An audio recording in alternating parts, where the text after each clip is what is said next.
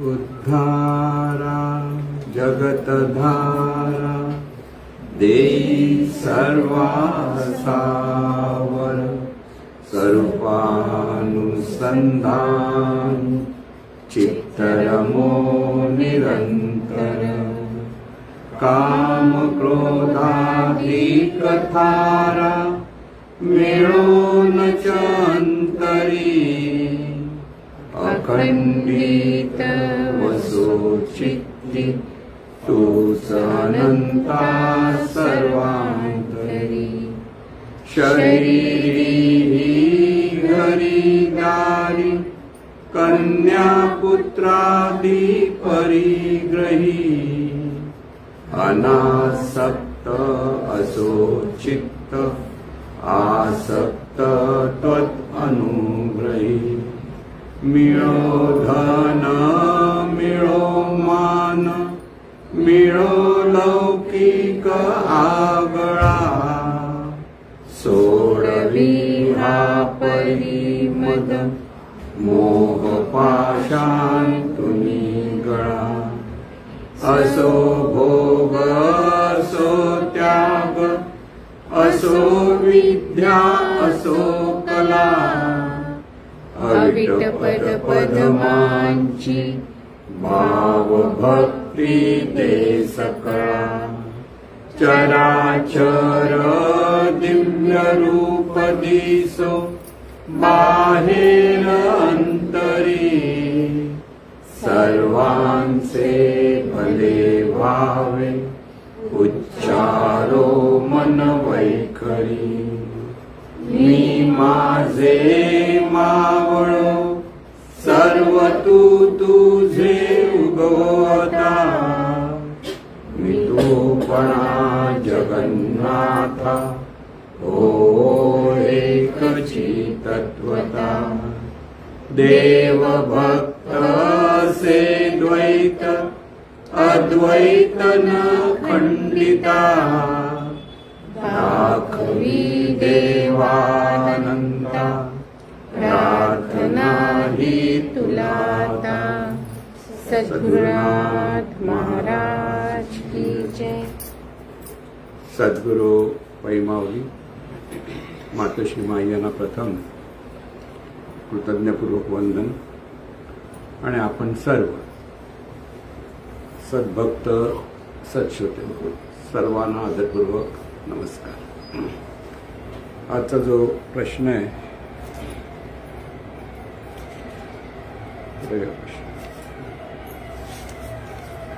खऱ्या अर्थाने सद्गुरू शिष्याला कधी स्वीकारतात आणि कधी नाकारतात.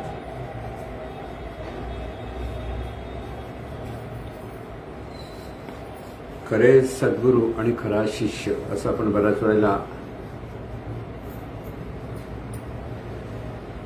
जे सद्गुरू आणि शिष्य परंपरा आहे ती ते पाहत असतो की जसं रामदास स्वामींचे शिष्य कल्याण स्वामी किंवा निवृत्तीनाथांचे शिष्य ज्ञानेश्वर माऊली अशा अनेक संतांची जे गुरु शिष्य परंपरा आपण पाहतो. त्यात एकमेव शिष्य अतिशय प्रगत असे विवेकानंद आणि रामकृष्ण परमहंसांचे शिष्य विवेकानंद. अनेक शिष्य होते, असं नाही की एकच शिष्य होता का सर्वांना, तसं नव्हतं. अनेक शिष्य होते. पण बऱ्याच वेळेला एखाद्या शिष्याचं नाव घेतलं जातं किंवा त्या शिष्याची तेवढी प्रगती झालेली असेल म्हणून ते सांगितलं जातं. असा सगळा तो भाग असतो. इथे शिष्य जितका सद्गुरूंना शरणागत असतो तितकी त्याची प्रगती होत असते. हे पहिले सूत्र लक्षात घ्यावं. सद्गुरू आणि शिष्य असं जेव्हा आपण म्हणत असतो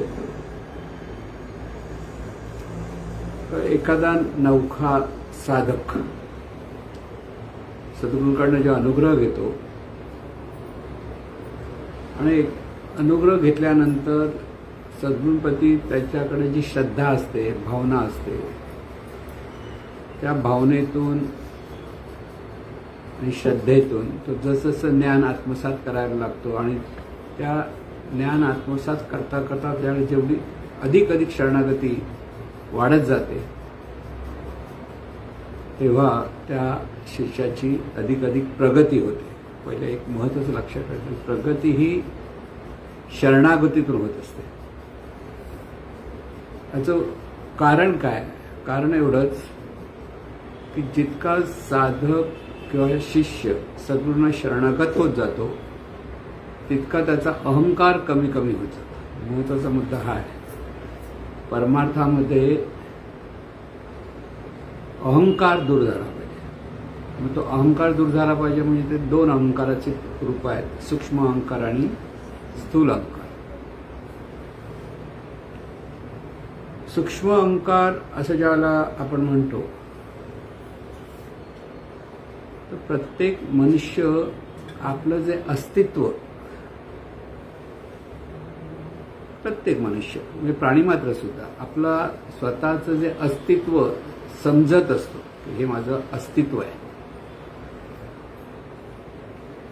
आणि हे अस्तित्वाचं जी भावना आहे की अस्तित्वाची जी कल्पना आहे ती ज्या वेळेला सत्य नसते त्यालाच आपण सूक्ष्म अहंकार म्हणतो. सत्य नसते. आणि जेव्हा ती सत्य भावना असेल तर तो सूक्ष्म अहंकार दूर झाला असं म्हणता येतं. म्हणजे प्रत्येकजण स्वतःचं जे अस्तित्व अनुभवत असतो, म्हणजे मी आहे हे स्वतःचं अस्तित्व प्रत्येक जण अनुभवतो. म्हणजे लहान मूल असो किंवा अगदी वयस्कर माणूस असो, अगदी पशुपक्षी असो, सगळे हे प्रत्येकजण स्वतःचं जे अस्तित्व अनुभवतो तो मी आहे या अंगाने असतं. अस्तित्व म्हणजे आपण आहोत, सरळ व्यक्तित्वाच्या अंगाने म्हटलं तर मी आहे. आता हा मी आहे हे जे अस्तित्व प्रत्येकजण अनुभवत असतो तिथेच ती धारणा चुकलेली आहे. आता मी आहे म्हणजे हा देह मी असा तो भाव असतो. प्रत्येकाला आपलं अस्तित्व म्हणजे काय? आपल्या देहाचं अस्तित्व ते आपलं अस्तित्व असा एक भाव प्रत्येकाकडे असतो. आणि त्यामुळे देह आजारी पडला तर तो सर्वसाधारण मनुष्य काय म्हणतो? मी आजारी पडलो.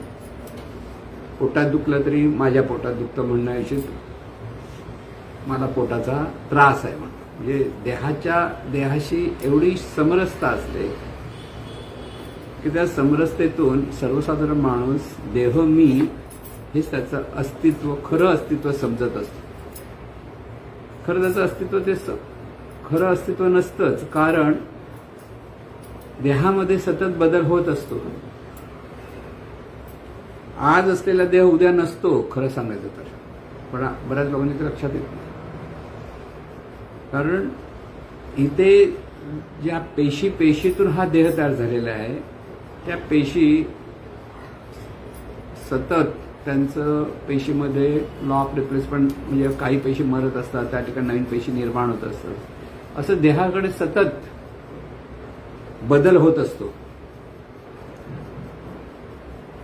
आणि त्यामुळे मी देह आहे ही जी मनुष्याच्या ठिकाणी भावना असते त्यावेळेला त्याने जर आपले लहानपणीचे फोटो पाहिले, आणखी मोठा झाला तर फोटो पाहिले, तर प्रत्येक ठिकाणी मी आहे त्याला वाटत असतं की माझा फोटो असं आपण म्हणतो ना. पण देहामध्ये अगदी 50 वर्षाचं असताना किंवा 20 वर्षाचं असताना ह्या दोन वयाचं अंतर असताना जर फोटो पाहिले तर देहामध्ये खूप बदल झालेला दिसतो. म्हणजे 20 वर्षाचा असताना त्या व्यक्तीचा जो चेहरा असेल आणि 50व्या वर्षी किंवा 60व्या वर्षी किंवा 70व्या वर्षी जर तो चेहरा पाहायला गेला तर अगदी जमीन अस्मानाचा फरक असतो. म्हणजे तो देव आणि हा देव वेगळा आहे हे सांगायला कोण ब्रह्मदेव लागत नाही, आपल्याला दिसतंच समजलं. त्यामुळे जो देह सतत बदलत असतो ते माझं अस्तित्व, ते मी आहे असं म्हणणं म्हणजे पाण्यावरती रेघ ही परमनंट राहते असं म्हणण्यासारखं असतं. खरं सांगायचं अस्तित्वाच्या बाबतीत एक रेघ मारली पाण्यावर आणि ही माझी सीमा आहे असं कोण म्हणत असेल तर काय होईल? ती रेघ काही काळात निघून जाते, क्षणातच, जास्त वेळ राहू शकत नाही. तसं आपलं अस्तित्व म्हणजे देह, की देहाचं अस्तित्व ते माझं अस्तित्व हे जेव्हा मनुष्य समजत असतो आणि त्याच्यातून जेव्हा जीवन जगायला लागतो, म्हणजे जगातला प्रत्येक प्राणी, म्हणजे मनुष्य असं म्हणत नाही, प्रत्येक प्राणी हा देहाचं अस्तित्व ते माझं अस्तित्व किंवा स्वतःचं अस्तित्व समजत असतं. भाषा वेगळीच आहे पण बोध तोच असतो. आणि त्या अस्तित्वातून जीवन जगण्याची इतकी सवय लागलेली असते की त्याच्यातूनच मी देह म्हटलं की समोरचा देह वेगळा, इतर देह वेगळे वेगळे जे आपण पाहतो, तर श्रेष्ठ कनिष्ठ हा भाव सहज येतो. तू गोरा आहेस, मी काळा आहेस, उंच आहे की लठ्ठा आहे. बघा, शरीर लठ्ठा की मी वाळ जाड झालो असं म्हणतो ना, मी बारीक झालो की मी कृष्य झालो असं आपण जे सतत म्हणत असतो, ते देहाचं अस्तित्व ते आपलं अस्तित्व आपण समजत असतो म्हणून. पण इथे देह वेगळा आणि मी वेगळा आहे हे शब्दाने समजावून सांगून सुद्धा सवयीमुळे, इथे सवय महत्वाची, की अंतर्मनात जी सवय आहे, जो भाव दृढ झालाय देह मी, त्या सवयीतूनच जीवन जगण्याची सर्व माणसांची व्यवस्था झालेली आहे, तशी जगण्याची पद्धतच झालेली आहे. सांगितलं हो देह वेगळा मी वेगळा म्हणतात, पण मी कळत नाही, कारण मी दिसत नाही, देह दिसतो. महत्वाचं म्हणतात, कारण देह दिसतो म्हणजेच मी, ह्या खरा जो मी आहे त्याने स्वतःला धारण केलेला असतो. म्हणजे खरा मी वेगळा असतो आणि देह वेगळा असतो. आणि म्हणूनच इथे त्याला भ्रम झाला की भ्रमिष्ठपणाची अवस्था आहे असं जे परमहंस सांगतात. आता देह मी म्हटल्यानंतर नेमकं काय होतं? देहापुरती माझं अस्तित्व आणि त्या अस्तित्वाचं सत्ता गाजवण्याची सहज इच्छा माणसाकडे येते. प्रत्येक माणूस बघा, अगदी कुत्रे पण गल्लीतले, आपल्या गल्लीतला समोरचा कुत्राला हे भुंकतात मोठमोठ्याने, कळलं नाही. माणूस पण तसाच भुंकतो, फक्त भुंकत नाही, भांडण. आज लढ्या किंवा भांडण तंटे की तुझं माझं, हे सगळं काय आहे? देहभावाचं प्रदर्शन आहे. लक्षात घ्या. जीवनामध्ये दुःख का? कारण हा सूक्ष्म अहंकार म्हणजे देह मी हा दृढभाव सर्व माणसांकडे आहे, एकाकडे असं नाही, सर्वांकडे. ज्या वेळेला शिष्यत्व तो माणूस की ती व्यक्ती स्वीकारते, त्यावेळेला सद्गुरूंचं हे कार्यच असतं की सद्गुरूंचं कर्तव्य आहे की त्या प्रत्येक शिष्याला त्याचं अस्तित्व समजलं पाहिजे, तो नेमका कोण आहे. आता हे अस्तित्व शब्दाने सांगून मनाला पटत नाही. का पटत नाही? कारण सवय अशी आहे, पंच ज्ञानेंद्रियाशिवाय जाणल्याशिवाय ते खरं आहे असं आपल्याला कधीच वाटत नाही. बघा, चेहऱ्याला दिसतं तेच खरं, किंवा समोर लाडू ठेवलाय किंवा एखादा पदार्थ ठेवलाय तर त्याचं ते पदार्थ आहेत, तो पदार्थ जर अनुभवायचा असेल, आता भोगायचा म्हणजे अनुभवायचं, परत लागेल भोग म्हणजे अनुभवणं, हे अंगात लक्षात. डोळ्याने पाहिला, अनुभवला, पण तरी पण त्याला अनुभवायचं कसं? तोंडात टाकलं तर गोड आहे की तिखट आहे की आंबट आहे ते कळलं तर हां आता हे बरोबर अनुभव असं म्हणतात. म्हणजे पंच ज्ञानेंद्रियाच्या द्वारे एक किंवा दोन पंच ज्ञानेंद्रियापैकी दोन किंवा तीन एकत्र येऊन जेव्हा त्या वस्तूचा अनुभव घेतला जातो तेव्हा कळतं, असं माणूस म्हणून आम्ही अनुभवलं. पण जोपर्यंत ह्या पंचज्ञानेंद्रियाच्या द्वारे अनुभवलं जात नाही तोपर्यंत आपण अनुभवलं असं सर्वसाधारण माणसाला वाटत नाही, कारण ती त्याची सवय आहे. आणि म्हणून सद्गुरूंनी शिष्याला जरी सांगितलं की तू देह नाहीस, तर तू चैतन्य आहेस किंवा तू जाणणारं तत्व आहे.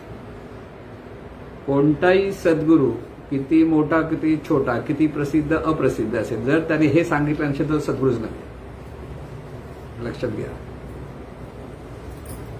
इतर गोष्टी खूप मोठ्या मोठ्या सांगितल्या, पण इथे जर शिष्याला वळवत नसेल, तिथे सद्गुरू जेव्हा शिष्याला वळवण्याचा प्रयत्न करत नसेल तर तो सद्गुरूच नसतो. तिथे सद्गुरूचं पहिलं कर्तव्य त्याला शरण येणाऱ्या प्रत्येक शिष्याला तो कोण आहे हे समजवण्याचा प्रयत्न करतो. आता हे समजवून पटकन समजण्यासारखी गोष्ट नाही हे परत लक्षात ठेवायचं. कारण पंचज्ञानेंद्रियाशिवाय जाणलं की तेच सत्य, ही अशी भावना प्रत्येकाची असते. आणि ही जर दृढ भावना जी असते त्या दृढ भावनेतूनच जीवन माणसं सर्व माणसं जीवन जगत असतात. आणि म्हणून आपलं खरं अस्तित्व चैतन्य आहे असं म्हटलं. आता चैतन्य म्हणजे नेमकं काय आहे असा प्रश्न. पण चैतन्य दाखवता येत नाही. कैसे बोटाने दाऊ तुला रे गुरुच्या मुला, असं ज्ञानेश्वर माऊली सुद्धा म्हणतात. कारण बोटाने दाखवताच येत नाही. ते चैतन्य आहे पण दाखवायचं काय, दाखवता येणार नाही. मग अनुभवायचा कशाला प्रश्न साधकाला तोच पडतो. अरे दाखवता येत नाही, मग चैतन्य म्हणजे काहीच कळत नाही. सर्व उपाधी माझी गुप्त चैतन्य असे सर्वगत, ते तत्वज्ञ संत स्वीकारिती असं जे सांगितलं जातं. त्यावेळेला चैतन्य पंचज्ञानेंद्रियाच्या द्वारे जाणता येत नाही हे पहिलं लक्षात घ्यायचं. प्रत्येक जण तेच सांगणार, फक्त भाषा वेगळी असेल एवढंच. म्हणून शरणागती यावी लागते. नाही तर म्हणून काहीतरी थापा मारतात, कशाला जायचं दिसत नाही.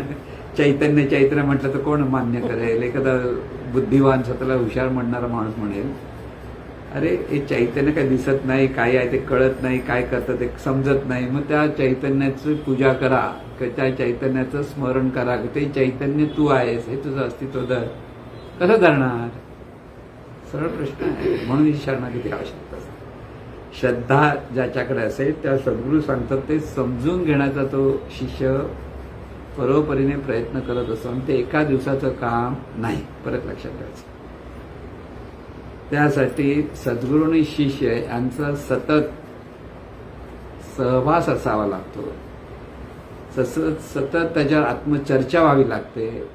सतत जीवन जगत असताना त्या चैतन्य भावात जाण्यासाठी शिष्याकडे अनेक प्रश्न निर्माण होणार आणि त्याच्यातून तो कसं जीवन जगायचं हा प्रश्न पडत असतो. आणि त्यामुळे हे सगळं समजून घेण्यासाठी बराच काळ लागतो. आणि तिथे खरी गुरु आणि शिष्याची कसोटी असते.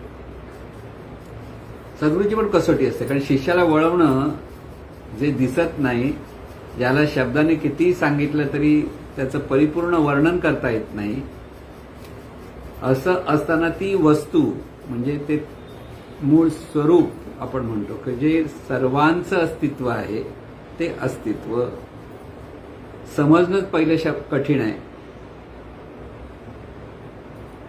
जरी ऍक्सेप्ट करण्याचा प्रयत्न केला शिष्याने तरी सुद्धा त्याला ते आकळता येत नाही. कारण प्रश्न पडतच राहणार, हे असं कसं, हे असं कसं. एखादी वस्तू दिसली तर स्पष्ट दाखवता ही वस्तू अशी आहे, पण चैतन्याला दाखवता येत नाही.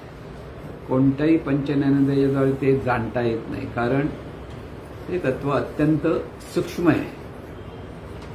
मग त्याची खूण काय आहे, मग खूण सांगू शकतात काय, अव्यक्त निराकार नाहीच्या आकार जेतुनी चराचर त्यासी भजे. की जे अव्यक्त आहे, निराकार आहे, पण जेथून हे सर्व व्यक्त जग निर्माण झालं, अव्यक्त निराकार नाही जाकार, जेथून चराचर चरण अचर असं हे सगळं विश्व ब्रह्मांड जे निर्माण झालं, जेथून निर्माण झालं त्याचं स्मरण कर. भज भज म्हणजे त्याचं सतत स्मरण कर.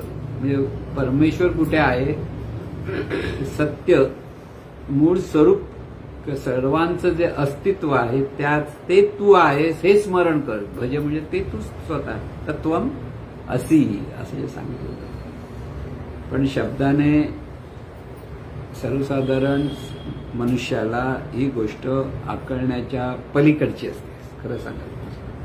त्यामुळे आधी शब्दाने समजून घेण्याला बरेच दिवस लागतात.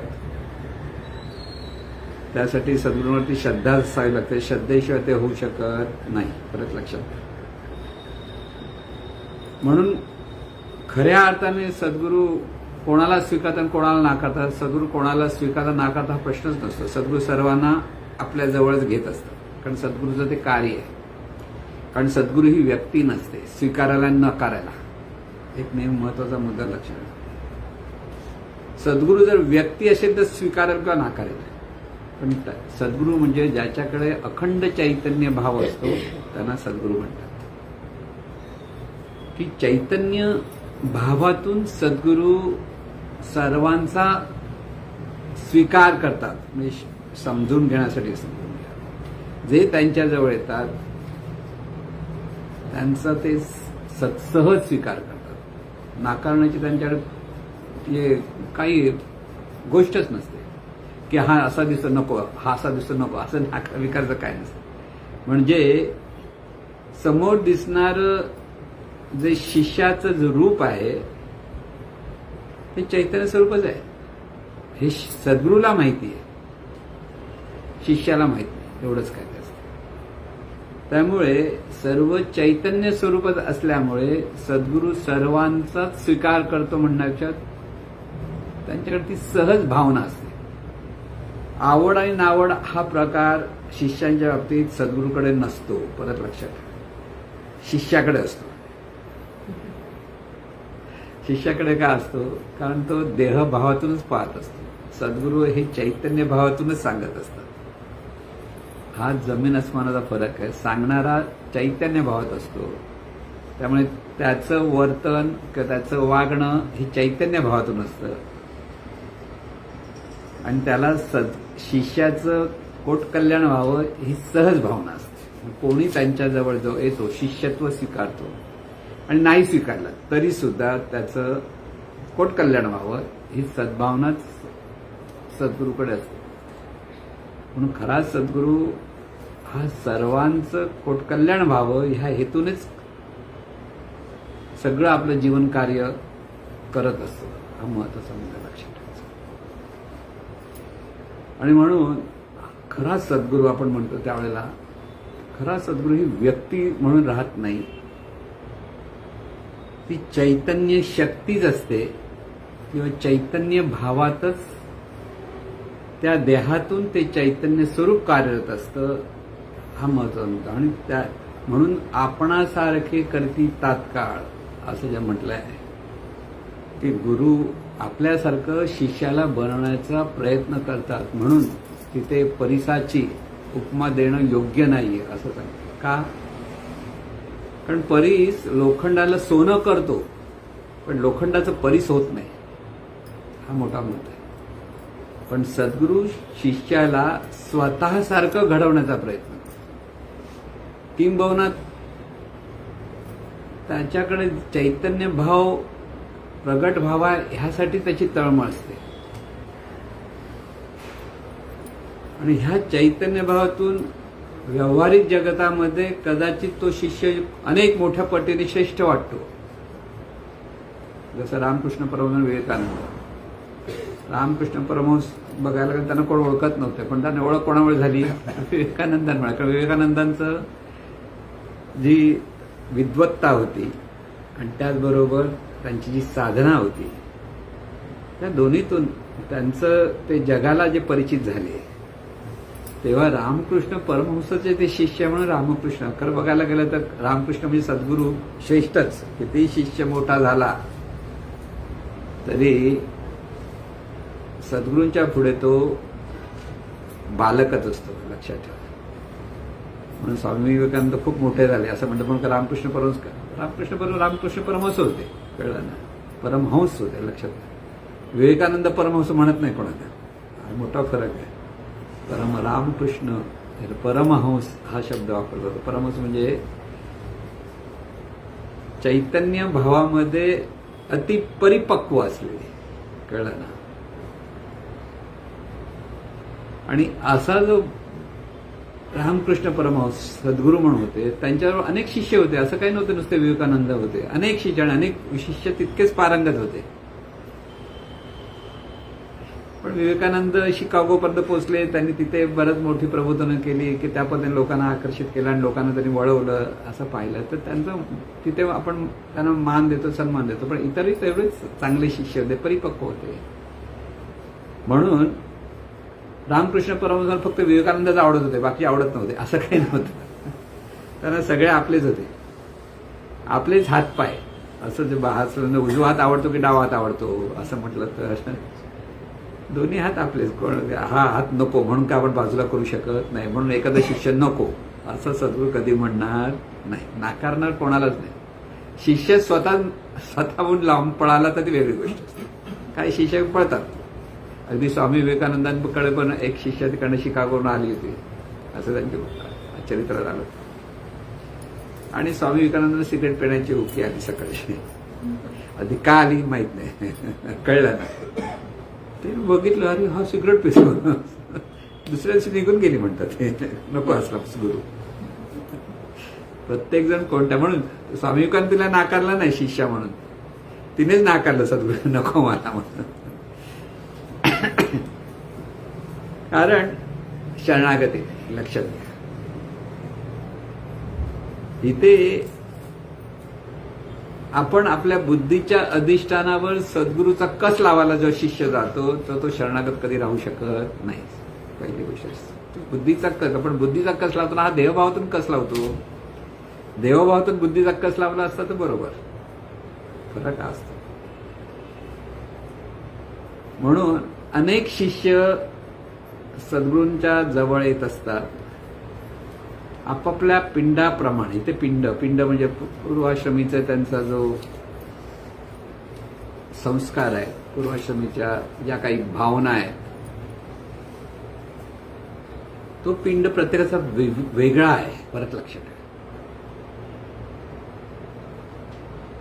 की जसं स्वामी विवेकानंदांचा पिंड होता की त्यांचं वाचन प्रचंड होतं, प्रचंड विद्वत्ता होती. आणि त्यामुळे रामकृष्ण परमहंसांकडनं त्यांना जे ज्ञान प्राप्त झालं, सुरुवातीला ते मान्य करत पण नव्हते. कारण स्वामी विवेकानंद अद्वैतवादी होते आणि रामकृष्ण परमहंस हे काली मातेचे उपासक होते. अद्वैतवादी म्हणजे चैतन्य भाव. अर्थात सर्वसाधारणपणे बघायला गेलं तर रामकृष्ण परमहंसाने ही काली मातेच्या उपासनेतून स्वतःची प्रगती साधली असं म्हटलं जातं. पण ती इतकी प्रचंड भक्ती होती, तिथे शरणागती होती, त्याच्यातून त्यांच्याकडे ते ज्ञान प्रगट झालं. त्यांनाही तसे कोणी संत भेटले आणि त्यांच्याकडे ते ज्ञान परत अद्वैत ज्ञान ही सर्वत्र चैतन्यच आहे हा भाव म्हणजे अद्वैत. आणि चैतन्य भाव ज्या वेळेला चैतन्य स्वरूप वेगळं आणि रूप वेगळी ह्या भावातून जे सब सांगितलं जातं त्याला म्हणतात द्वैतवाद. मी लेकरू आणि परमेश्वर ही माझी माता किंवा पिता, हा दोन आलं. त्या दोन भावाला भक्तीमध्ये द्वैतवाद म्हणतात. हे अद्वैत आणि द्वैतामध्ये पण बरेच वाद बऱ्याच काळामध्ये मध्ये होत गेले. पण खरं सांगायचं तर कोणताही वाद असो, पण तिथे वाद म्हणजे वाद घालायचा नसतो.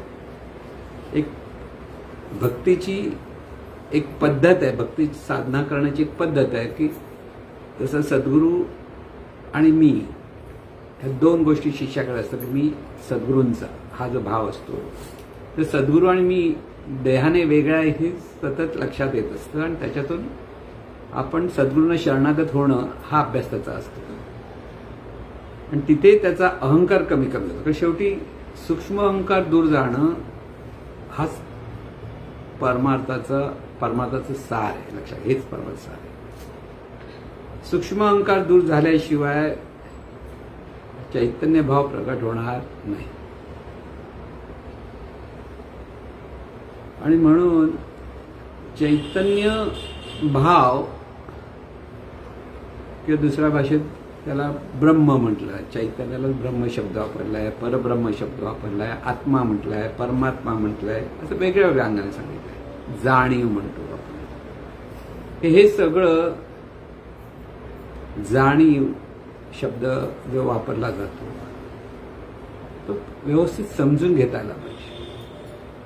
म्हणून सद्गुरूंकडनं हे ज्ञान आत्मसात करून घेणं, यासाठी शिष्याच्या ठिकाणी ती शरणागती असली पाहिजे, शिष्याकडे ती तळमळ असली पाहिजे. त्याने इतर ठिकाणी लक्ष देता कामा नये. हा काय करतो, तो काय करतो, तो काय करतो, त्याने असं का केलं, त्याने तसं का केलं, असं ज्यावेळेला आपण म्हणतो त्यावेळेला अशा भावनेतून शिष्याचं जे सर्व लक्ष चैतन्य भावाकडे केंद्रित झालं होते ते राहत नाही. ते श्रेष्ठ कनिष्ठ देहभावामुळे तिथे हा श्रेष्ठ आहे म्हणून, हा सद्गुरूंचा श्रेष्ठ शिष्य, हा श्रेष्ठ नाही, असे लोक त्याचा अर्थ लावत असतात. की जो एखादा सद्गुरूंकडे सतत उभा दिसतोय, जवळ असतो, मग आपण हा सद्गुरूंचा तो आवडता असला पाहिजे. पण जो शिष्य हे ज्ञान आत्मसात करून स्वतःमध्ये परिवर्तन घडवून आणतो तोच खरा सद्गुरूंचा शिष्य असतो. आणि इतर त्या मार्गावर चालणारे असतात, एवढंच काय तो फरक असतो. म्हणून ह्या सर्व अंगाने प्रथम लक्षात ठेवलं पाहिजे साधकाने. इथे साधक म्हणतो, ज्ञान महत्वाचे. हे ज्ञान आत्मसात होण्यासाठी सद्गुरूंबरोबर बोलणं अतिशय महत्व. ह्या अंगाने, ज्ञानाच्या अंगाने बोलणं, ज्ञानाच्या अंगाने चर्चा, ज्ञानाच्या अंगाने प्रश्न उत्तर. आणि त्याच्यातून सद्गुरूंसारखं मला वागता आलं पाहिजे, की सद्गुरूंसारखंच मला माझं बोलणं पाहिजे, ही सहज भावना त्या शिष्याकडे असते. म्हणून गुरु शिष्य परंपरामध्ये आपण जेव्हा पाहतो, जसे सद्गुरू भगवे कपडे घालतात तर शिष्य भगवे कपडे घालतात. सद्गुरू जर जटा बिटा वाढून, दाढी बीड वाढून, तर त्यांचे सगळे शिष्य तसे जटा बीड वाढून असतात. त्याशिवाय त्यांना वाटत नाही आपण सद्गुरूंसारखं व्हावं. बाह्यांगाने होतात, अंतरंगाने व्हायला पाहिजे, हा दुसरा भाग लक्षात घ्या. पण बाह्यांगाने होता होता अंतरंगाकडे वळणार, असा एक प्रकार असतो, कळलं ना. म्हणून मला आठवतं एकदा आपल्याकडे जीवनविद्येचं एक सरदारजी म्हणजे शीख सद्गुरूंचे एक शिष्य, त्यांचं नाव विसरलं मी, चांगलं ग्रस्त होतं. तर ते म्हणाले मी जीवनविद्येत आणण्यापूर्वी त्याने बरेच शोध घेत होते की त्यांना ते निळ्या अंगाने तो परमार्थ समजत नव्हता. त्यामागे त्यांचं बरंच चाललं, तिथे प्रपंच पण त्यांचा जरा असं विस्कटल्यासारखा झाला होता, सगळं झालं होतं ते. तर त्यांना एक फॉरेनरने विचारलं, सरदारजी लोक सगळे केस आणि दाढी का वाढवतात? त्यामुळे त्याने उत्तर दिलं, त्यामुळे परमार्थ सिद्ध होतो. तो हुशार होता. मग बुद्ध लोक टक्कल का करतात? म्हणजे माझं उत्तर नव्हतं. लक्षात घ्या कसं असतं, विचारणार माणूस हुशार असला पाहिजे. तो बुद्धिवादी होता अर्थात. आणि म्हणजे ह्याचं उत्तर मला मिळतच नव्हतं. मी बराच प्रयत्न केला, खरोखर त्याला कळणार आहे. हो, आधी तो म्हणाला आपण आपल्या धर्मामध्ये म्हणजे शीख पंथामध्ये जे दाढी वाढव, केस वाढवणं, दाढी वाढवणं, म्हणजे सगळे त्यांचे सांगितले 5 गोष्टी ठेवल्या पाहिजेत, हा नियम होता. म्हणजे तो त्यामुळेच आपण परमार्थ सिद्ध होतो ही त्याच्यावर भावना होती. पण त्याला असा क्रॉस क्वेश्चन विचारला, त्याला फार कन्फ्यूज झाला. त्याचा शोध घेत होता, त्याचं उत्तर त्याला जीवनविद्येत आल्यावर मिळालं. की बाह्यांगाने तू कसा दिसतोस, काय करतोय ह्याला महत्व नसतं, तर मनाचं जिथे शुद्धीकरण झालं पाहिजे तिथे परमार्थ आहे. लक्षात. देहाने तू दाढी वाढव की टक्कल कर, त्याचा काही फरक पडत नाही, कारण देह हा बदलणारा आहे. लक्षात घ्या. पण त्या देहातून मी म्हणतो तो कधीच बदलणारा नसतो. मी म्हणून तो पाहणारा म्हणतो, दृष्टा. दृष्टा जो भाव म्हटला नाही, दृष्टा म्हणजे सतत पाहणारा, अखंड पाहणारा असतो. त्या पाहणाऱ्यापर्यंत पोहोचायला मात्र खूप, म्हणजे नुसतं पाहणार म्हणजे मी पाहतो इथपर्यंत आपण पाहतो, तिथे देह मी म्हणून पाहतो असं पण असतं. पण तो पाहणारा जो आहे तोच दृष्टा आहे. आणि हा दृष्टाभाव मुरण्याचा प्रयत्न साधकाला करावा लागतो. सद्गुरू त्यासाठी सगळे मार्ग दाखवत असतात, निन्यास अगदी साधना करून घेतात. म्हणून करून घेत असतील सद्गुरू तर तिथे अधिक फायदा शिष्याचा होतो. नुसतं घरी जाऊन करा असं म्हटलं तर ते काय होणारं काम नाही. जसं मुलांना अभ्यास घरी जाऊन करा, काही मुलं प्रामाणिकपणे करतात, पण काही मुलं दांड्या मारतात. असं होतं ना, अगदी जबरदस्ती मग आई वडील करून घेतात. अरे बाबा कर, तर शाळेत जायचा, तो दिवाळीच्या रजेमध्ये सांगितलेलं असतं अभ्यास करून. एवढे आमच्या वेळेला पण म्हणायचे एवढी गणितं सोडून आणा. सुट्टीमध्ये आधी मजा मजा मजा होत्या, पण 4 दिवस आलो अरे बापरे एवढं सांगितलं. मग आई वडील पाठी लागणार, सगळं पाठी लागणार, सगळं होतं. आता ते आई वडील शहाणे पाहिजे. पहिल्या दिवसात चल थोडे दिवस 1 तास बसून कर म्हटलं तर अगदी पूर्ण होतं, काही वेळ लागत नाही. पण आई वडील पण पाहत नाही, जाऊ दे मजा मारूया, सुट्टी म्हटली की मजा मारली पाहिजे. ही भावना जशी आई वडिलांकडे असते तसं गुरु शिष्य परंपरेमध्ये सद्गुरू हा सातत्याने नेमाने साधना करा असं सांगणार. कारण त्याला माहिती आहे नेमाने केल्याशिवाय ते होणार नाही. म्हणून इथे शिष्याची प्रगती झाली पाहिजे. आणि जो शिष्य मनापासून प्रयत्न करतो त्याच्यासाठी सद्गुरू अधिक लक्ष देतो. हे परत लक्ष, म्हणजे तुम्ही म्हणाल की पार्शालिटी आहे का? पार्शालिटी नाही. ज्याला खरोखर आवश्यकता वाटत असते की त्याच्याकडे जी तळमळ असते त्यासाठी तो अभ्यास करण्याचा प्रयत्न करत असतो. कारण हा दृष्टा समजायला वेळ लागतो. परत लक्षात आलं, जे शब्दाने त्याला सांगता येत नाही. हळूहळू स्टेप बाय स्टेप जशी जशी साधना परिपक्व होत असते तेव्हा तो दृष्टा असतो. तो बोध ज्या वेळेला शिष्याला होतो त्यावेळेला तो खऱ्या अर्थाने सद्गुरूशी एकरूप होतो. लक्षात घ्या, जसा सद्गुरू तसा शिष्य असतो. तिथे श्रेष्ठ कनिष्ठ भाव नसतो, पण तिथे सद्गुरूच्या अंतरंगाशी तो एकरूप झालेला असतो. तिथे तो आणि सद्गुरू वेगळे उरत नाहीत. तिथे आपण म्हणतो गुरु शिष्य परंपरा म्हणतात ती तिथे असते. शिष्य सद्गुरूंसमोर नम्र होऊनच राहणार, बोलणार नाही. जोपर्यंत सद्गुरू सांगतात तोपर्यंत बोलणार नाही. आणि सद्गुरूंनी सांगितलं की तो अगदी नम्रतेनेच सांगत राहील. कारण त्याला सद्गुरूंचं श्रेष्ठत्व, आता इथे श्रेष्ठत्व म्हणतो का, श्रेष्ठ कनिष्ठ भावातून नाही. सद्गुरूपती जे प्रेम आहे, सद्गुरूपतीचा आदर आहे, सद्गुरूपतीची श्रद्धा आहे, त्याच्यातून तो शिष्य सद्गुरूंच्या समोर नम्रच राहणार. तो कधी सद्गुरूंच्या शब्दाच्या पुढे जाणार नाही. करत लक्षात घ्या, त्याला जरी ज्ञान आत्मसात झालं तरी जे सद्गुरू सांगतात त्याचप्रमाणे आपल्याला जीवन जगायचं आहे ही भावना जेव्हा शिष्याकडे असते, म्हणजे शिष्य स्त्री आहे की पुरुष हा भाग नसतो. परत लक्षात घ्या, सद्गुरूकडे स्त्री आहे आणि पुरुष आहे ह्या भावातून सद्गुरू कधी शिष्याकडे पाहत नाही. खरं सांग, व्यावहारिक दृष्टिकोनातून आपण म्हणू की बाबा ते त्याबद्दल असं करा तसं सांगू शकतात, पण चैतन्य भावाच्या दृष्टीने सर्व काही एकच चैतन्य स्वरूप आहे. हा दृढभाव जो सद्गुरूकडे असतो तो दृढभाव शिष्याकडे व्हावा ह्यासाठी ते प्रयत्न करत असतात. आणि त्यासाठी चैतन्य किंवा ब्रह्म किंवा परमात्मा हे सगळे जे शब्द ज्या वस्तूच्या अपेक्षेत सांगितलेले आहेत ती वस्तू आकळणं फार महत्वाचं आहे.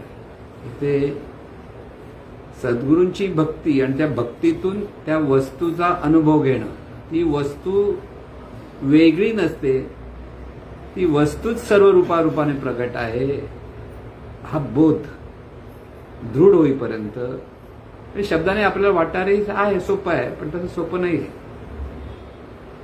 कारण देहभाव प्रत्येक ठिकाणी आडवा येत असतो आणि पिंड, दोन गोष्टी आहेत की एखाद्याचा पिंड जात्याच शांत असतो आणि एखाद्याचा पिंड अग्रेसिव्ह असतो, त्याला गपचूप बसायची जमत नाही, काय सुद्धा पुढे तलवार घेऊन पुढे जायचे असं असतं.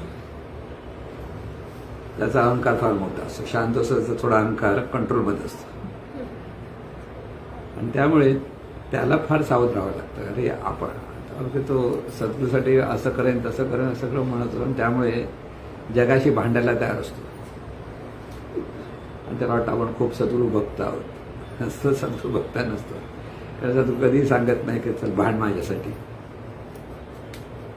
आणि त्यामुळे इथे आपला हा सूक्ष्म अहंकार गेला पाहिजे, तो सद्गुरू घालवतात. सद्गुरू घालवतात म्हणजे ज्ञानातून घालवतात. प्रयत्न शिष्यालाच करावे लागतात, लक्षात ठेवा.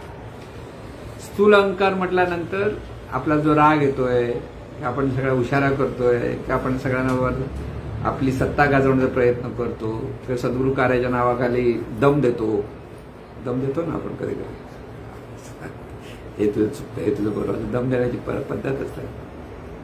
ते सगळं स्थूल अहंकार असतो. तो स्थूल अहंकार शिष्याने स्वतःचं निरीक्षण परीक्षण करून घालवायचं असतं. लक्षात, म्हणून निरीक्षण परीक्षण ही साधना फार मोठी आहे की आपला अहंकार आपल्याला कळला पाहिजे, हे प्रथम लक्ष. अहंकार कळल्याशिवाय तो जात नाही. अहंकार आहे हेच कळत नाही, मग तो घालवणं कसा, हा प्रश्न असतो ना. आणि म्हणून हा अहंकार गेला पाहिजे, लक्षात ठेवा. अहंकार म्हणजे मी देह आहे हा भाव आपला आहे की नाही हे आपण चेक करू शकतो. स्वप्नात बघा, सकाळी उठलं मला असं असं स्वप्न पडलं, मला पडलं मी कोणाला पडलं, मी देह ह्याला पडलं, कळलं ना. स्वप्नही पडणारच, कारण ते अंतर्मनाचा तो स्वभाव आहे. पण तिथेही देहभाव जात नाही, तिथे आपला रडू येतं, तिथे हसायला येतं, तिथे भीती वाटते, वाघ मागे लागला, धावतो, शेवटी पकडल्यावर उठतो, अरे कुठे नाही ते. असं होतं बऱ्याच वेळेला. कोणाला तरी साप दिसतोय, साप हा पळतो, तो साप मागे धावत राहायचा. त्यानंतर दम घेतो, हा काळ उठतो, त्या बाजू काय झालं, काय नाही, पाणी पितो, झोपतो परत. एवढा देहभाव इतका घट्ट असतो, म्हणून म्हणतो इतका घट्ट असलेला देहभाव काढणं हेच मोठं कार्य आहे, लक्षात घ्या. तोच नरकासूर आहे. आपण दीपावली दिवशी नरक चतुर्दशी साजरा करतो. त्या नरक चतुर्दशी का तर कृष्णाने जसं त्या नरकासुराला मारलंय, आता नरकासूर केवढा मोठा होता, आपण त्याला चिरोटा ठेवतो समोर आणि मग डाव्या अंगठाने कृष्णाने त्याला मारलंय, मग आपण हे डाव्या अंगठाने दबतो, ते फुटत नाही तर दाबतो त्याला.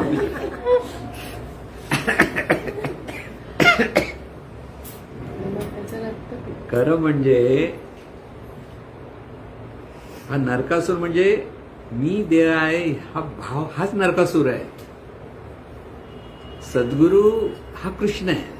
म्हणून सद्गुरू भावातून आपल्या ठिकाणी असलेल्या नरकासुराचं दमन करणं म्हणजे नरक चतुर्दशी साजरी करणं, लक्षात घ्यायचं.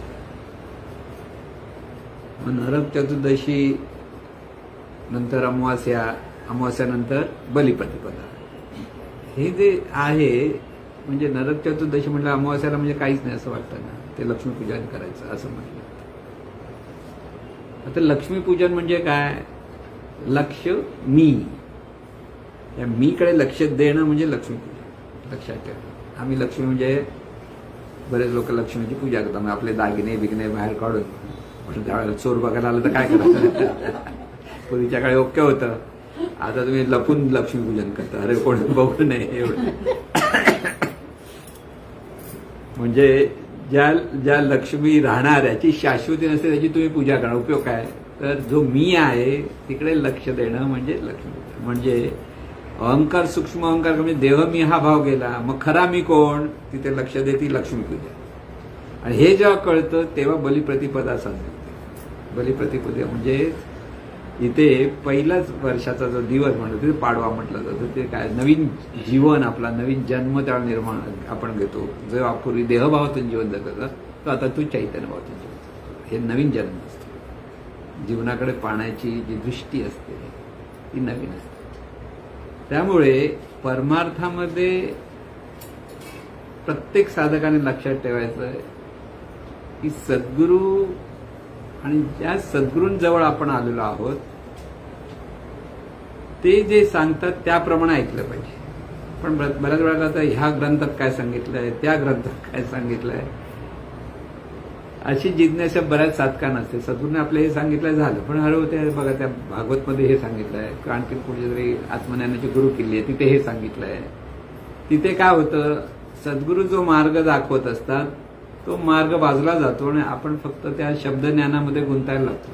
तिथे जे साधता आलं ते होतं. जोपर्यंत देहभाव बाजूला होत नाही तोपर्यंत दुसरीकडे कुठे जाण्याची गरज नाही, हे लक्षात ठेवा. त्यामुळे असं का, ज्ञान तर सगळे सारखेच देतात, पण प्रत्येकाची ज्ञान देण्याची पद्धत वेगळी असते. आणि ती ज्ञान देण्याची पद्धत वेगळी असल्यामुळे आपल्याला ज्या सद्गुरूंच्या ज्ञानातून आत्मसात करण्याची जी सवय लागलेली असते तिथे आपल्याला आपणच तिथे गोंधळात पडतो. म्हणजे एखादा साधक जर तसं करत असेल, मी हे वाचतो ते वाचतो, बरंच सगळं वाचणार आहे. काही लोक सांगतात आम्ही टीव्हीचं चॅनल रोज ऐकतो, कोणाचं, ह्या गुरूंचं ऐकलं, त्या गुरूंचं ऐकलं, त्या गुरूंचं ऐकलं, बरेच लोक आहेत. तिथे गोंधळ निर्माण होतो. कारण सांगणारा त्याच्या पद्धतीने तो बरोबर जरी असला तरी ऐकणारा त्याची पद्धत वेगळी असल्यामुळे बऱ्याच वेळा गोंधळ. आपल्या सगळं हे सांग, हे असे सांगतात, ते तसे सांगतात. इथे तिथे शब्दछळ तयार होतो. इथे सूक्ष्म अहंकार घालवायचा आहे आणि तो मी कोण आहे ह्याची जी ओळख व्हायला हवी, तिथे हा मी देह आहे हा भावच बाजूला करायचा आहे. तो भाव बाजूला होईपर्यंत सद्गुरूंची भक्ती किंवा सद्गुरूंच्या ठिकाणी असलेली शरणागती दृढ करत जायची असते, लक्षात ठेवा. आणि जेव्हा ती दृढ होते तेव्हा ती खरी प्रगती व्हायला लागते. त्याला ते आत्मसात झाल्यानंतर तरी मग बाहेर पाहू नये असं नाही. पूर्णपणे पोषक असेल, त्याची बैठक झालेली आहे, त्याला कळलेलं आहे, सद्गुरूंना ज्ञान दिलं आहे, तेव्हा तो ज्यावेळी सगळे पाहतो त्यावेळेला त्याला लगेच लक्षात येतं की सद्गुरूंनी आपल्याला कसं सोपं करून सांगितलं ते कळतं. अर्थात प्रत्येक जण आपापल्यापर्यंत सोपंच सांगत असतात, परत लक्षात ठेवा. म्हणजे कोणी श्रेष्ठ कनिष्ठाचा भाग नसतो. पण लहानपणापासून आपण ज्या घरात वाढलेलो आहोत, ज्या संस्कारात वाढलेलो असतो, तिथे जे जे सांगितलं ते आपल्याला पटकन कळत असतं. पण तेच जर आपण बाहेरगावी गेलो, तिथे सगळ्या भावना वेगळ्या, संस्कार वेगळे, मग तिथे आपण कन्फ्यूज होतो, तर तिथे आपल्याला ते जमत नाही. तसंच परमार्थामध्ये पण ज्या सद्गुरूंच्या कक्षेमध्ये आपण असतो तिथे एकदा आपण त्यांना सद्गुरू म्हणून स्वीकारलेलं असतं. म्हणून म्हणतो शिष्याकडे येणं आणि जाणं असतं. काही लोक येतात आणि काही वेळेला त्यांना वाटत नाही आपण तिथे जाऊया, तिथे मोठे आहेत तिथे जाऊया, असं पण म्हणणार लोक आहेत. खरं म्हणजे छोटा आणि मोठा ही गोष्ट ही शिष्याकडे असतं, सद्गुरूकडे नसते. त्यामुळे चैतन्य भावात राहणारे सद्गुरू ते कोणालाही नाकारत नाहीत. जो येईल त्यांच्याजवळ त्याचा सगळ्यांचा ते स्वीकार करतात की बहुना त्याला त्याच्या पिंडाप्रमाणे ते ज्ञान देण्याचा प्रयत्न करतात. त्याच्याकडे जी भावना असते किंवा त्याच्याकडे जी तळमळ असते की त्याच्याकडे कुवत असते, ती कुवत पाहून पाहून ते ज्ञान देत असतात. जो पूर्णतः शरणागत असतो त्याला ते परोपरीने ते ज्ञान देण्याचा प्रयत्न करतात आणि त्या ज्ञानाकडे ते वळवण्याचा प्रयत्न करतात. म्हणून सद्गुरूचं एकच कर्तव्य असतं की शिष्याकडचा असलेला देहभाव दूर झाला पाहिजे, म्हणजे अहंकार गेला पाहिजे आणि त्याने ते ज्ञानातून जीवन जगलं पाहिजे. आत्मज्ञानातून किंवा ब्रह्मज्ञानातून जीवन जगता आलं पाहिजे. पण त्यासाठी एक दिवसाचं ते काम नाही, हे पुन्हा पुन्हा लक्षात ठेवायचं. काही सद्गुरू नाम देऊन कार्य करतात. पूर्वीच्या काळी नाम दिलं जायचं, पण काही सद्गुरू ज्ञान देऊन कार्य करतात. दोन्ही पण नामाचा आधार घेतलाच पाहिजे असं ते नाही. नाम ही साधन आहे ज्ञानासाठी. नाम साधना श्रेष्ठ कनिष्ठ भाव लक्षात नाही घ्यायचं. ज्याचा ज्याचा पिंड आहे, ज्याला नाम देऊन कार्य करताना नाम देऊन केलं जातं. ज्याला ज्ञान देऊन सांगता आलं त्याला तिथं विचार कसा पक्का करायचा तेही शिकवलं जातं. म्हणून विविधता आहे, कारण आपल्या अंतरंगात बदल झाला पाहिजे हे साधकाने लक्षात घ्या. सद्गुरू सर्वांना प्रेमाने जवळच घेणार. तो अहंकारी आहे म्हणून त्याला बोलायला जात नाही, तो अहंकारी आहे असं काय सांगायला जाणार नाही. आणि सांगितलं तर तो शिष्य तिथे बोलणार राहणार नाही. तो अहंकारी असं जर सांगितलं एखाद्या सद्गुरूने शिष्याला, तो लांब पळून जाणार. हे मला अहंकारी म्हणतो, मी कशाला जाऊ असं म्हणतात. कळलं ना?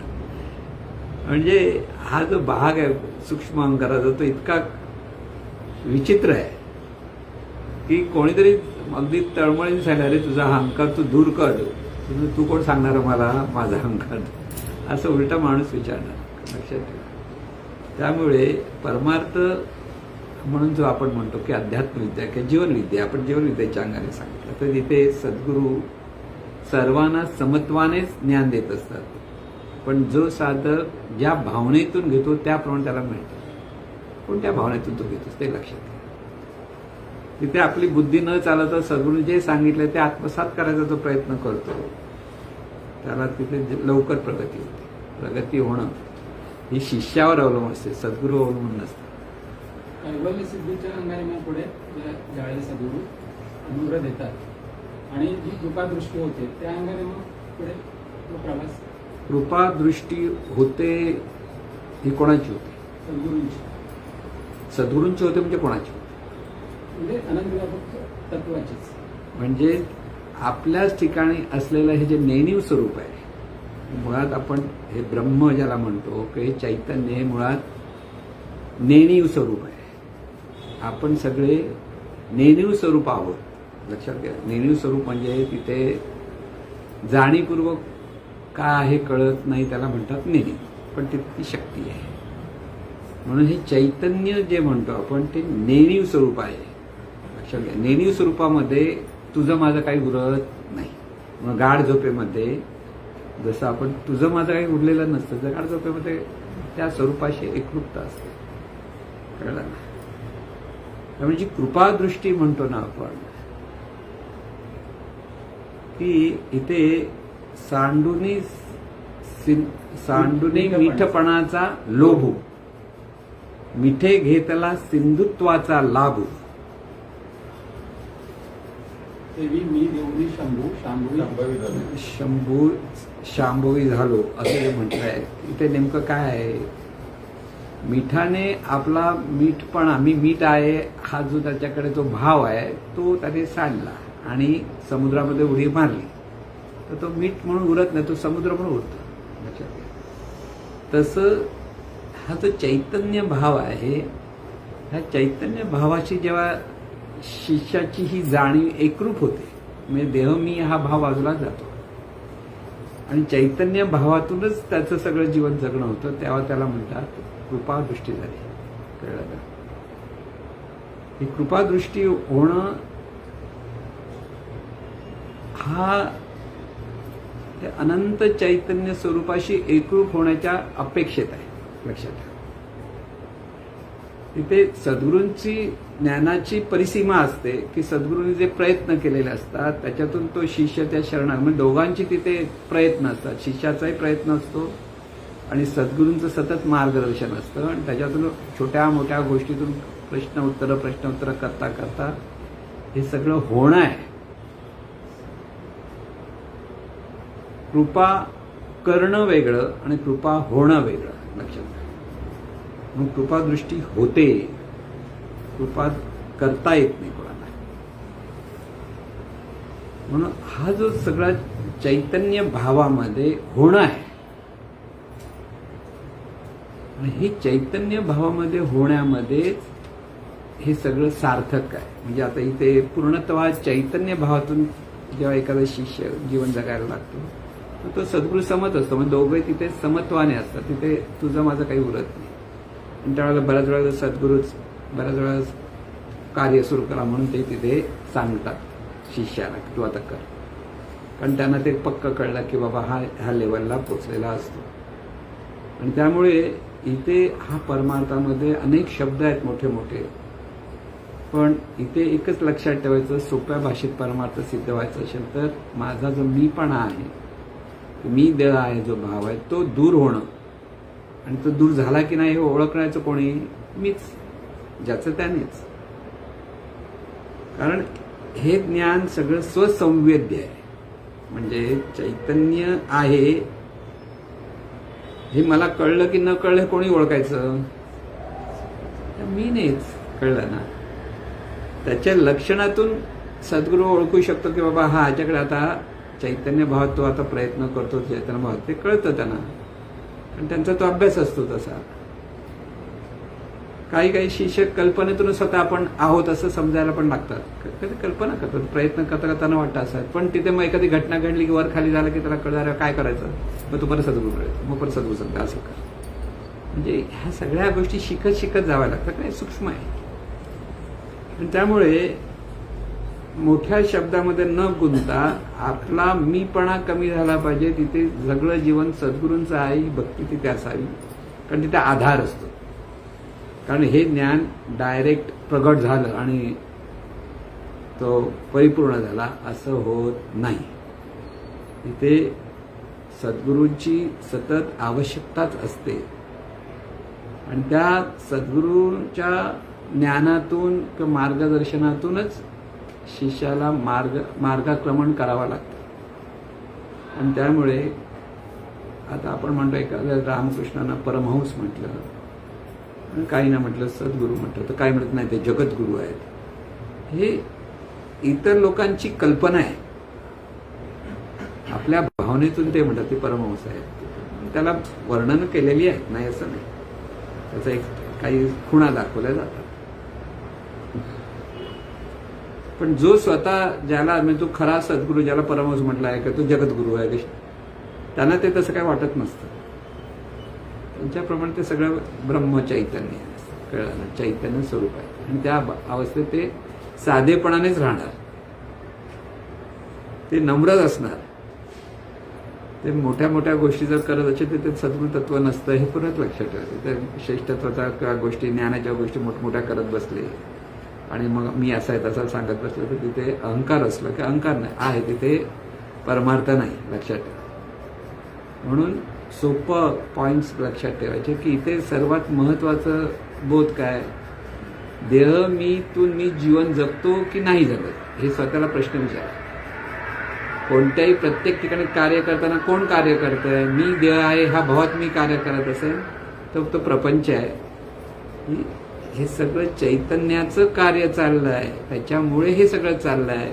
प्रत्येक कृती, हात वर खाली हलतो ते सुद्धा चैतन्य स्वरूपामुळे होत आहे.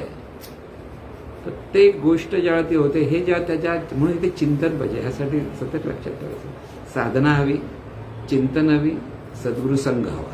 3 गोष्टी प्रथम महत्वाच्या आहेत आणि त्यातून प्रयत्न करायचे. ते होता होता होता इथे हा चैतन्य भाव प्रकट होणं हीच पहिली खूण लक्षात ठेवा.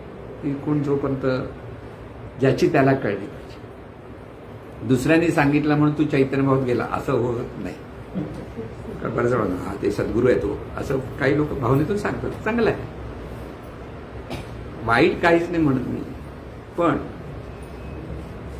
ज्याला वाटतं की ह्या सद्गुरू भावातून तो पाहतो म्हणून ते सद्गुरू म्हटलं हरकत नाही, पण तिथे ज्ञान तसं झालं पाहिजे, त्याच्यातून त्या लोकांचं भलं झालं पाहिजे. ती जी स्वरूप सिद्धी म्हणतो पण त्याच्यातून जवळ येणाऱ्या शिष्याचं पोटकल्याण झालं पाहिजे. हाच महत्वाचा मुद्दा लक्षात ठेवायचा. मोठमोठे संत झाले पण आपल्याला शांती सुख समाधानात जीवन जगायचं आहे, हे पहिला मुद्दा लक्षात ठेवायचा. तिथे लोकांनी आपल्याला मोठं म्हणायला पाहिजे की लोकांकडे आपला काहीतरी आपण चमत्काराच्या गोष्टी केल्या पाहिजेत असं ज्याला वाटतं तिथे सद्गुरू तत्व नाही. म्हणून लक्षात ठेवा. म्हणून कृपादृष्टी म्हणजे काय? जिथे अखंड चैतन्य भाव राहिला तिथे कृपा झाली. म्हणजे ही कृपा झाली म्हटलं पाहिजे तर तेच. म्हणून ते सद्गुरू कृपा करत नाही, ते प्रयत्न करतात शिष्याला अधिक अधिक पुढे पुढे नेण्याचा. शिष्य जे आत्मसात करत असतो तिथे त्याची प्रगती होते. म्हणून सगळे शिष्य सद्गुरूंच्या समोर सारखेच असले तरी काही शिष्यांची प्रगती होते आणि काही शिष्यांची प्रगती होत नाही. हे त्या त्या शिष्याच्या प्रयत्नावर अवलंबून असतं. जो मनापासून हे त्याच्यावर प्रयत्न करेल त्यालाच ते साध्य होतं. मग हा विषय तसा अत्यंत सूक्ष्म आहे आणि तो व्यवस्थित समजून घ्या. त्याच्यात मोठमोठ्या गोष्टीमध्ये अडकायचं नाहीये. तिथे फक्त आहे ते चैतन्यच आहे. बघा 3 गोष्टी मी सांगतो नाही ते लक्षात ठेवा. आहे ते चैतन्य म्हणजे सर्व ब्रह्मांडाला व्यापून असलेलं हे चैतन्य, हा चैतन्याचा सागर आहे. हा भाव सतत असला पाहिजे. हे शरीर सुद्धा चैतन्य स्वरूपाचंच आहे आणि त्यातून जाणणारं तत्व सुद्धा चैतन्य स्वरूपच आहे. म्हणजे मी म्हणणारं कोण आहे ते अनंत स्वरूप चैतन्यच मी म्हणतं, हा बोध तिथे असला पाहिजे. त्या बोधातून सर्व रूपांकडे पाहताना त्या अनंत स्वरूपाची ही सगळी चैतन्य स्फुरणं आहेत, हा बोध असला पाहिजे. आणि त्यामुळे तिथे अद्वैत असतं. तिथे सगळं जे आहे ते चैतन्य स्वरूपाचंच आहे. हा अखंड भाव तिथे असला पाहिजे. हीच परमार्थाची सिद्धी आहे. लक्षात घ्या. हा सद्भाव, हा जो भाव जर सहज निर्माण होईल, अनुसंधानापर्यंत पोहोचेल, त्यावेळेला त्या साधकाची प्रगती झाली आहे. आणि तेच खरं परमार्थाचं रहस्य. लक्षात घ्या. त्याशिवाय दुसरं गोष्टी ह्या त्या विद्वत्तेच्या अंगाने किंवा भावनेच्या अंगाने सांगितल्या जातात. पण त्यात न गुंतता आपल्याला ही प्रगती साधायची एवढंच लक्षात ठेवायचं. आणि अशी प्रगती सर्वांची हो ही सद्गुरूचरणी प्रार्थना. हे ईश्वरा सर्वांना चांगली बुद्धी दे, आरोग्य दे, सर्वांना सुखात आनंदात ऐश्वर्यात ठेव. सर्वांचं भलं कर, कल्याण कर, रक्षण कर आणि तुझे गोड नाम मुखात खंड राहू दे. सद्गुरुनाथ